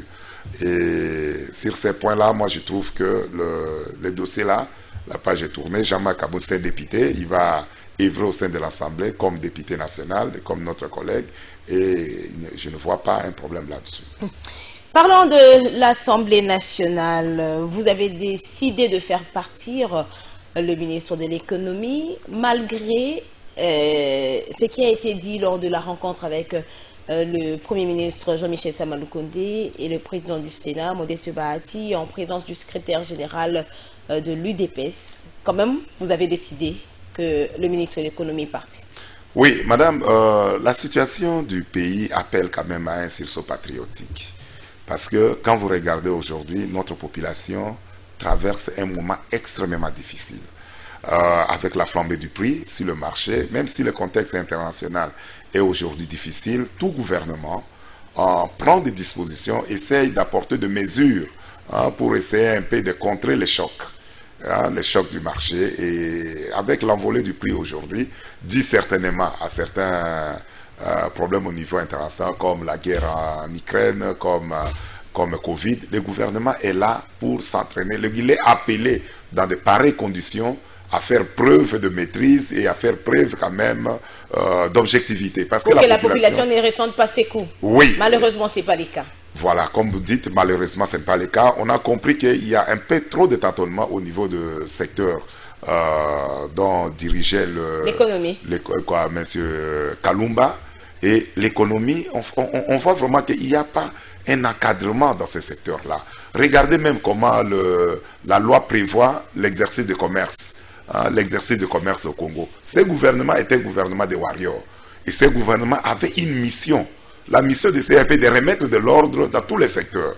Et là, nous avons compris il n'était pas à la hauteur de la tâche lui confiée. Nous avons compris que M. Kalumba acquisait quand même une certaine incompétence dans l'exercice de ses fonctions. Il n'avait pas la capacité vraiment de donner réponse aux problèmes des Congolais. En plus, il y a encore l'affaire, la fameuse affaire de Piodi, où du Chinchard, qui s'est lancé dans une aventure qui ne maîtrisait pas bien le dessous de la carte. Comment ça, une aventure? Oui, c'était une aventure parce qu'il nous a annoncé que dès qu'on payait le montant de 6 millions au mois d'octobre, déjà au mois de décembre, les Chinchards vont atterrir dans le... Mais il y avait quand même une quantité qui était arrivée. Non, mais ce n'est pas une quantité pêchée, c'était une quantité qu'il est parti chercher à la sauvette chez les commerçants pour venir juste essayer de distraire la population. Et quand les députés ont analysé tout le contour de ce dossier-là, nous avons compris qu'il y avait vraiment un problème de casting, un problème de maîtrise de ce secteur-là. Il fallait que le monsieur réponde. Est-ce que c'est un casting qui n'a pas tenu pour le président de la République? Non, mais le ministre, la loi, l'ordonnance qui l'ordonnance qui met le ministre en place dit le ministre, il est responsable de son secteur. C'est le ministre qui doit répondre de son secteur. Ce n'est pas le président de la République. Sinon, vous allez demander au président de faire tout.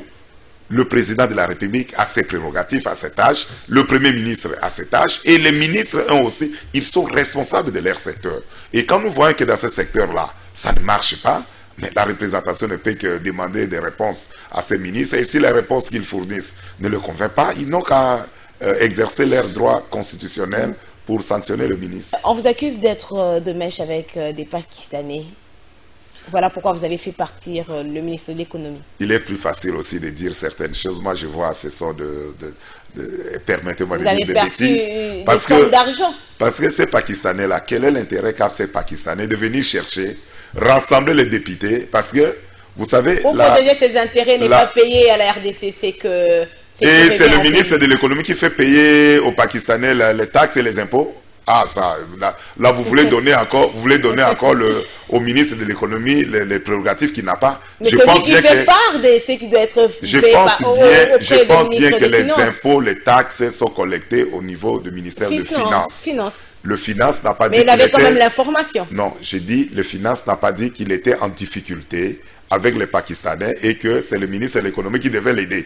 Le ministre du budget, qui sont dans la chaîne de dépenses, ne nous a pas dit que c'est le seul ministre de l'économie qui devrait régler les problèmes avec ces Pakistanais, ces fameux Pakistanais que je ne connais même pas, et pour quel intérêt ces Pakistanais avaient, et comment ils pouvaient faire pour que les Pakistanais arrivent, rassemblent 70 députés dans un hôtel ou dans un bar où ils distribuent l'argent sans que les services aient de sécurité. Parce que le gouvernement, c'est le gouvernement qui a les services de sécurité entre ses mains, sans que les services de sécurité détectent qu'il y avait une telle allégation. Mais madame, il faut quand même respecter les députés. Nous sommes des hommes d'État et nous ne sommes pas là pour faire de la comédie. Nous analysons la situation et nous prenons en âme et conscience la décision de sanctionner. Ce n'est pas une aventure, ce n'est pas une comédie. C'est au moins un signal fort qu'on lance au gouvernement que les choses doivent changer.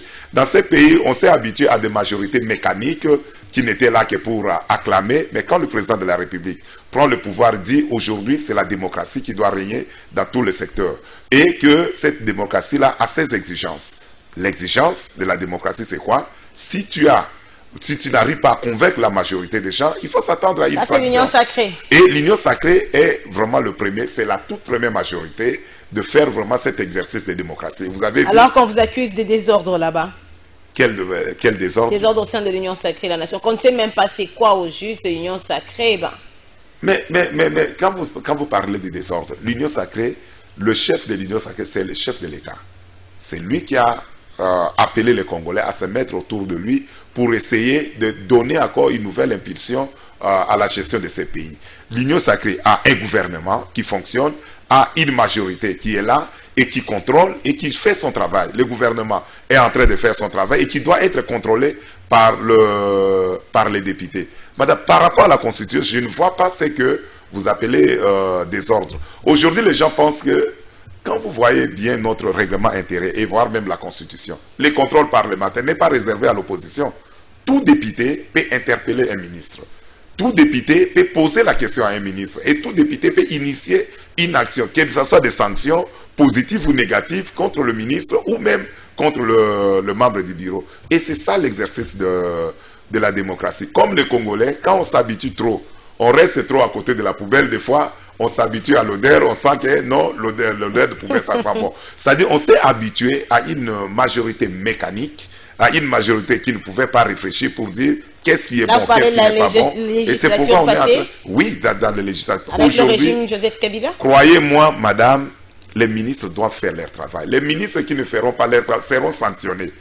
Kalumba n'est pas le premier parce que nous relevons dans ce gouvernement-là, il y a beaucoup de ministres qui ne sont pas aussi à leur place, qui ne donnent pas de satisfaction dans leur secteur. Ces ministres vont venir au Parlement, ils vont présenter leurs moyens de défense. Si les députés en âme et conscience estiment que le ministre n'est pas à sa place, en tout cas qui n'est pas le warrior qui était attendu, on donnera la possibilité au chef de l'État de chercher encore cet oiseau rare qui peut venir donner satisfaction à notre population.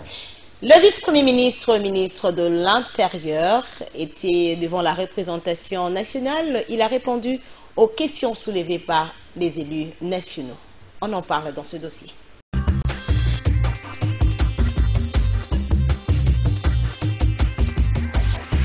Le vice-premier ministre, ministre de l'Intérieur, est revenu devant la représentation nationale pour répondre aux préoccupations soulevées par les députés nationaux lors de la plénière du 30 mars dernier relative à la question orale avec débat lui adressée par le député Jean-Pierre Kayembe sur sa gestion tendancieuse des conflits en province et ses relations avec les institutions provinciales. Maître Daniel Asselo a regroupé ses réponses en quelques axes dont la gouvernance des provinces, la police, la sécurité, l'ordre public, la territoriale et la décentralisation, ainsi que les conflits fonciers et coutumiers. Face à la représentation nationale, le vice-premier ministre a eu des mots justes pour faire un mea culpa.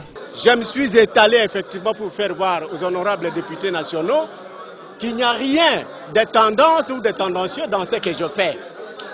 Moi, je respecte l'état des droits prôné par son Excellence, Monsieur le Président de la République.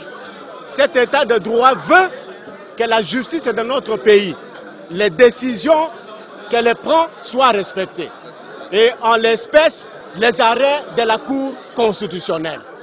Donc, il s'agissait ici de faire respecter les arrêts de la Cour constitutionnelle. L'auteur de la question orale avec débat n'a pas manqué de formuler des recommandations au patron de l'Intérieur. Il a reconnu par-ci par-là quelques failles. Il a demandé pardon. Et nous sommes là, nous sommes des gendarmes de ceux qui nous ont mandatés. Nous avons formulé des recommandations et nous allons veiller pour voir si le ministre va les appliquer ou pas. Au cas où le ministre ne les appliquait pas, nous avons encore d'autres initiatives que nous pouvons initier pour les rappeler, pour qu'il vienne nous dire pourquoi il n'a pas tenu compte de nos recommandations. Notons par ailleurs que le vice-premier ministre, ministre de l'Intérieur, Maître Daniel Aselo, a répondu à toutes les questions soulevées par la représentation nationale. Le VP Marcelo est un homme intelligent, c'est un socialiste, mais il veut que, de par ses origines naturelles, que ça commence par très bien marcher pour que lui qui gère l'intérieur arrive aussi à stabiliser le plan sécuritaire de tous les autres Congolais. Donc il a compris l'appel des citoyens du Sankourou, des citoyens de toutes les autres provinces et de la représentation nationale, et pour les comptes du Sankourou et pour les comptes des autres provinces. Le vice-premier ministre, ministre de l'Intérieur, a répondu à une question orale avec débat. Il y a eu des questions spécifiques. Et il a répondu à toutes ces questions. Il est vrai qu'il se pose de sérieux problèmes dans notre pays, au niveau des provinces.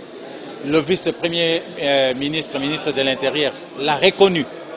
D'abord, il y a des conflits récurrents entre l'Assemblée provinciale et les gouverneurs de province. Ça, c'est une réalité dans nos provinces. Il y a des conflits communautaires. Il y a tout ce qu'il a énuméré. J'ai dit que c'est vrai, ces problèmes existent. Mais nous devons chercher de voies et moyens pour résoudre ces problèmes-là, pour les résoudre de manière pacifique. Et je crois que ce que lui-même a reconnu est un début déjà de résolution, c'est-à-dire de réserver une journée à recevoir les honorables députés nationaux qui maîtrisent et qui connaissent mieux ce problème-là et qui peuvent échanger avec lui en tant qu'autorité politique, en tant que membre du gouvernement. Il pourra avoir une banque de données lui permettant de résoudre efficacement ces problèmes.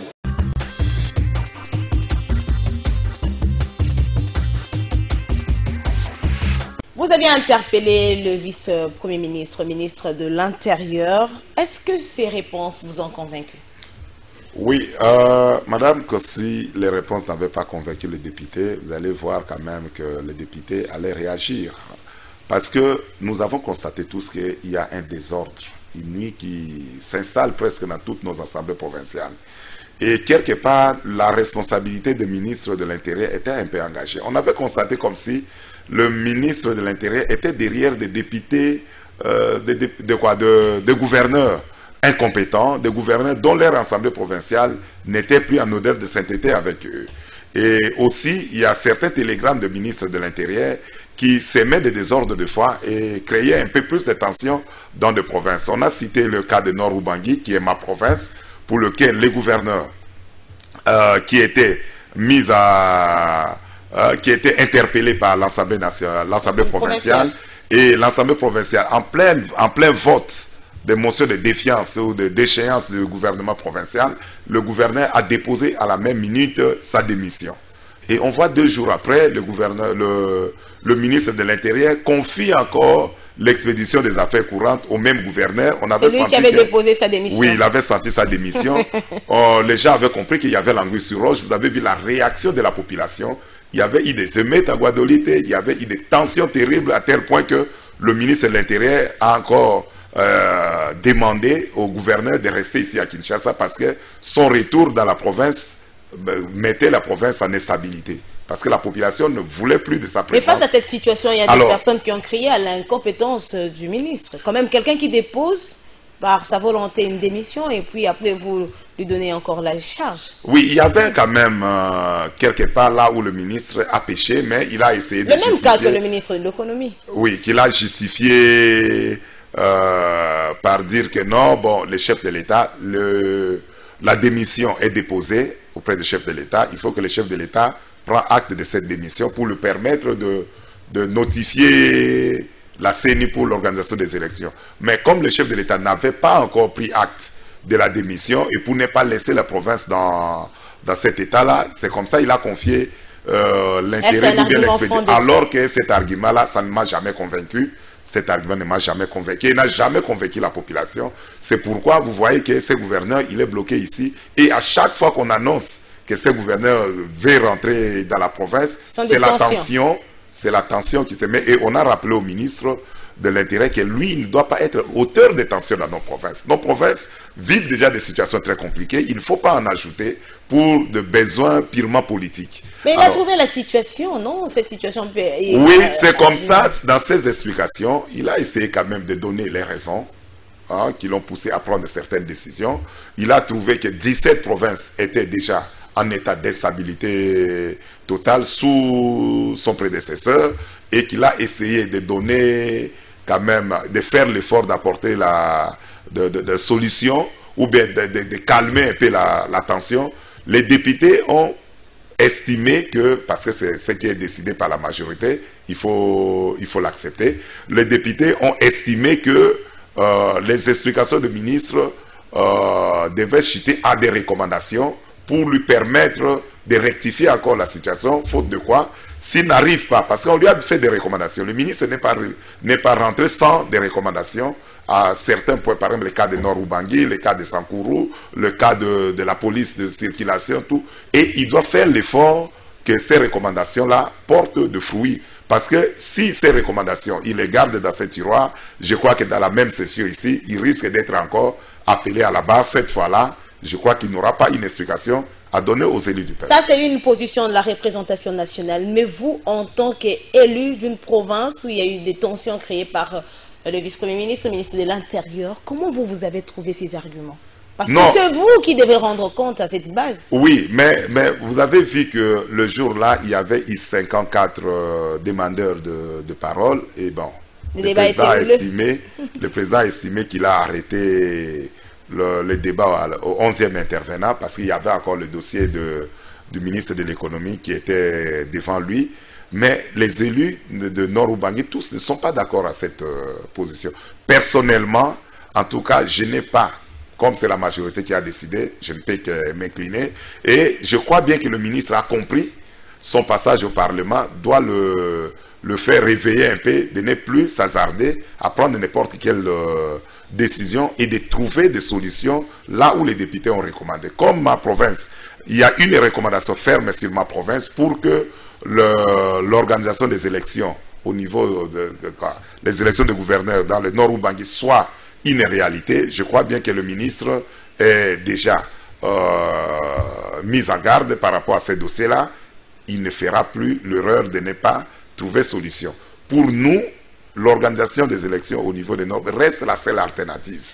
Parce que cette province a passé aujourd'hui 4 à 5 mois presque sans dirigeant, presque dans une situation. Le gouverneur qui doit faire l'intérim est bloqué ici à Kinshasa. C'est le vice-gouverneur qui expédie les affaires courantes. On ne sait pas qui prend la décision. Le monsieur est bloqué à Kinshasa, mais il continue toujours à diriger la province à distance parce qu'il s'estime que le vice-premier ministre lui avait donné l'intérim, que même à partir de Kinshasa, il peut toujours continuer à diriger la province. C'est un désordre.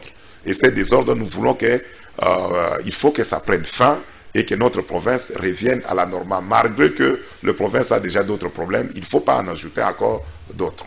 Et qu'est-ce que la population qui est en train de vous suivre maintenant peut retenir de la province que dirigeait Richard Muyej? Parce que cette province n'est pas parmi les provinces dans lesquelles les élections seront organisées. Oui, mais il y a 3 provinces qui sont restées en litige parce que dans la dernière réunion du présidium de l'Union Sacrée, le Premier ministre qui est membre de ce présidium a confirmé que on va organiser les élections dans les 3 provinces, mais pas au même moment que les 14 et autres. Lesquelles, les 3 la provinces? Province de Nord-Ubangi, province de Sankuru et la province de Lualaba. Le Premier ministre, je crois que c'est lui le chef de gouvernement, c'est lui le collaborateur direct du chef de l'État. Si quelque chose sort de sa bouche, je crois bien que c'est la bouche autorisée. Et nous croyons bien que les 3 provinces-là connaîtront les élections très prochainement, au lieu de garder ces provinces dans une situation d'instabilité, dans une situation provisoire qui ne permet pas d'évaluer les actions au niveau des provinces. Et surtout, le projet 145 territoires qui démarre bientôt, il faut que le gouvernement provincial soit mis au parfait. Voilà. Il faut que, au niveau de gouvernement provincial, qu'il ait une équipe qui doit quand même répondre, qui doit suivre ces projets-là. Et pour ça, vraiment, nous pensons bien que très rapidement, la solution sera trouvée au niveau de ces 3 provinces. Et puis, parlons un peu de la Constitution et puis des élections de 2023. Est-ce qu'il y aura élection en 2023 dès lors que les réformes électorales n'ont même pas encore pris fin? Mais madame, quelles réformes vous attendez? La CENI travaille déjà, il ne reste que la loi électorale. Oui, mais cette loi, c'est capital. Mais cette on loi doit savoir, est-ce électorale, qu'il y aura encore la machine à voter ou il n'y aura pas le seuil? Il y a encore des questions. Madame, et là, je ça crois tarde. bien qu'à cette session ici, cette question sera vidée. Ça n'empêche pas la CENI de continuer à travailler. La session de mars ici, on aura déjà la loi électorale. Dans les discours de la CENI, ça ne cesse de revenir. Oui, la loi électorale très bientôt sera votée. Moi, je crois que les gens doivent se préparer aux élections. Les élections de 2023, il n'y a rien qui empêche aujourd'hui, parce que le gouvernement a dit qu'il va mettre le moyen et que la CENI... Déjà que la CENI décrit qu'il n'y a pas de moyens. Non, au début, la CENI a essayé un peu de dire qu'il n'a pas les moyens, mais après, il a affirmé quand même que le gouvernement met déjà les moyens à sa disposition pour organiser les élections. Il faut que les gens se préparent à aller aux élections, parce que les politiciens, ils sont très malins. Ils sont malins. Vous êtes malins, vous, politiciens? Oui, certains, nombreux sont de malins. Pour chercher seulement à créer de buzz, ils vont mettre dans la tête des gens qu'on a l'intention, l'Union Sacrée a l'intention de reporter les élections, de glisser, de faire ceci, juste pour créer l'attention. Alors que la CENI fait déjà son travail, il y a déjà un programme qu'il publie régulièrement, son calendrier qu'il publie régulièrement et des opérations qu'il est en train de faire. Le gouvernement n'a pas dit qu'il sera incapable de mettre le moyen à la disposition de CENI. Je ne vois pas qu'est-ce qui peut empêcher qu'on ait les élections à 2023. Il aura bel et bien, pour nous, nous croyons bien que avec les 2 provinces sous état de siège? L'état de siège, c'est un état de fait. Moi, je crois bien qu'avec l'évaluation que nous allons faire, l'état de siège, ce n'est pas une éternité, qu'on va rester, on va garder les 2 provinces sous l'état de siège. Si peut-être les paramètres militaires, moi je ne suis pas de domaine de sécurité, ils vont nous donner la situation, on va évaluer et on pourra toujours. Ça ne doit pas nous empêcher de dire qu'il y aura élection en 2023. Contrôle parlementaire, vous êtes conscient que la population paie des factures? Il n'y a pas d'eau, il n'y a pas de courant? Oui, madame, ça c'est une réalité que nous vivons tous les jours. Nous avons compris aussi que dans le secteur de l'eau et l'électricité, le ministre de l'énergie, il y a des choses pour lesquelles on lui reproche aussi. Parce qu'il y a beaucoup de projets qu'il a trouvés, le projet Katende, Kakobola, plusieurs projets qui étaient dans le pipeline pour lesquels pendant une année, on n'a pas vu une volonté de relancer. Nous avons vu le chef de l'État lors de sa visite à Katende. Qu'on a annoncé que quelque chose allait être fait, alors qu'il y a un ministre du secteur pour lequel on ne sent pas en lui vraiment. Et c'est un warrior. C'est parmi les gens qu'on qualifie de warriors, mais ils doivent démontrer réellement qu'ils sont des warriors. S'ils ne les démontreront pas, en tout cas, les députés ne sont plus dans cet état-là de crier seulement warrior, gouvernement. Ils vont répondre, madame. Ça, soyez-en sûrs. Ils vont répondre. C'est la population, hein? Ce sont des promesses que vous êtes en train de faire à la population fait pression sur nous. Et nous allons exercer notre droit constitutionnel pour poser la question aux ministres et à ces ministres-là de répondre. S'ils font bien leur travail, ils seront acclamés. Mais s'ils ne font pas bien leur travail, ne nous demandez pas, quelle que soit notre appartenance à la majorité, d'acclamer des gens qui ne font pas leur travail. Non. On a l'impression que vous venez de vous réveiller. Bon, il fallait attendre pour démontrer à la population que ces députés qu'ils appellent des corrompus... Au soir de votre mandat non, il n'y a pas le soir du mandat. Le mandat court encore. Nous avons encore près d'une année et demie. Ah oui, mais c'est déjà le soir. Non, ce n'est pas le soir. Il n'y a pas le soir, il n'y a pas midi. C'est comme ça que vous vous êtes réveillé pour montrer à votre base. Nous faisons notre travail. Et nous allons toujours continuer à le faire comme nous l'avons toujours fait. Nous sommes pratiquement à la fin de notre rendez-vous de la semaine, vous le savez. Hein. Celle-là, vous allez dire juste un mot parce que les femmes de la RDC, les femmes du monde entier ont clôturé le mois de mars, le mois dédié aux droits des femmes. Que faut-il aujourd'hui pour la République démocratique du Congo? Que faut-il faire pour que l'égalité de chance, qu'on parle parité en RDC? On aime. Oui.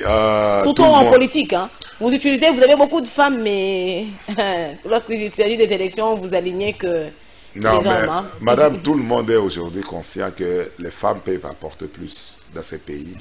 Et c'est cette nature-là qui gère presque le quotidien de nous les hommes. Les pays, quand on dit que le pays est géré par les hommes, c'est faux. Parce que ce sont nos femmes qui nous gèrent déjà à la maison, qui gèrent presque l'économie de la maison. Et qui gèrent presque... Et on a compris que cette nature-là, cette catégorie devrait quand même participer directement à la prise de décision. Parce que déjà, ils le font bien dans le foyer, ils peuvent le faire bien dans toutes les institutions de la République. Mais une chose que nous devons rectifier est qu'il ne faut pas que les femmes pensent qu'on va le prendre parce qu'il est femme. C'est un cadeau. Non, c'est un cadeau parce qu'il a le sexe féminin, que quelles que soient les conditions... Non, les femmes eux-mêmes doivent montrer de quoi ils sont capables. Ils doivent s'engager. Ils doivent s'engager en politique. Quand aujourd'hui les gens demandent que non, si la liste, par exemple, électorale, on doit avoir tel nombre de femmes. Moi, je ne suis pas aussi d'accord à cette façon de voir les choses. Parce que si les femmes ne s'engagent pas, vous allez demander aux gens d'aller ramasser seulement les femmes parce qu'il faut avoir des sexes féminins sur la liste. Mais parfois, vous les empêchez, surtout. Non, personne. Moi, je crois, si les femmes sont empêchées, ils ont le droit de dénoncer. Ils ont le droit de hausser leur ton. Ils ont le droit. Aujourd'hui, ils ont la liberté de passer par tous les canaux pour dire, par exemple, nous voulons telle chose, mais il y a des pesanteurs qui nous empêchent de le faire. Les femmes sont dans les droits aujourd'hui de le faire. Comment les partis politiques Nous pensons bien que il ne faut pas penser que les femmes, ça sera un cadeau. Parce que si vous le dites que c'est un cadeau, qu'est-ce que les politiciens font? Ils s'arrangent à ramener toutes leurs femmes dans la politique pour juste se dire qu'il y a des femmes dans la politique. Il faut que les femmes elles-mêmes s'engagent. Et quand les femmes s'engagent, je crois bien que ces problèmes-là ne se posera pas. Il aura les élections, c'est la compétition. Aujourd'hui, il n'y a pas une différence entre hommes et femmes. D'ailleurs, les femmes parlent mieux même que nous les hommes. Ils peuvent convaincre facilement l'électorat, ils peuvent se faire élire, ils peuvent être ministres, ils peuvent. Ce qui veut dire que ce n'est pas nécessairement le sexe qui compte, mais c'est aussi la volonté de compétir, la volonté d'atteindre l'objectif que toutes les femmes sont en train de se fixer. Merci beaucoup. Est-ce que vous avez oublié de dire un mot à la population? Non, je ne saurais pas clôturer sans d'abord saluer ma base, saluer toute la population du Nord Ubangi, qui, après le passage du VPM, du ministre de l'Intérieur, il y a eu beaucoup de réactions. Pour cette population-là, il fallait absolument sanctionner le ministre de l'Intérieur parce la population estime que les bémols, les problèmes qu'il est en train de vivre dans la province, le VPM serait l'auteur de tous les désordres qui risquent de se créer dans la province. Moi, je crois que cette population a raison, mais je ne peux que l'appeler à se calmer parce que le chef de l'État, qui écoute toujours le cri de cœur de cette population, prendra la bonne décision pour que l'organisation des élections de gouverneurs soit effective au niveau des provinces et qu'on ait encore la chance d'avoir une équipe qui aura la confiance de cette population pour conduire les projets 145 territoires, pour conduire le reste de programmes du gouvernement pendant cette législature. Merci beaucoup Dédé Kodoro, coordonnateur des députés révolutionnaires élus du Nord Ubangi, circonscription électorale de Yakomo, d'être passé dans Info 7. Merci, c'est moi qui vous remercie. Merci à vous, madame, messieurs, de votre fidélité et surtout merci à toutes les personnes qui ne cessent de nous contacter. Merci à toute l'équipe technique de Congo Web Télévision. Je ne cesserai de le dire, Info 7, un magazine de Congo Web Télévision. Info 7, votre magazine. Info 7, notre magazine. Merci de l'avoir suivi. Au revoir.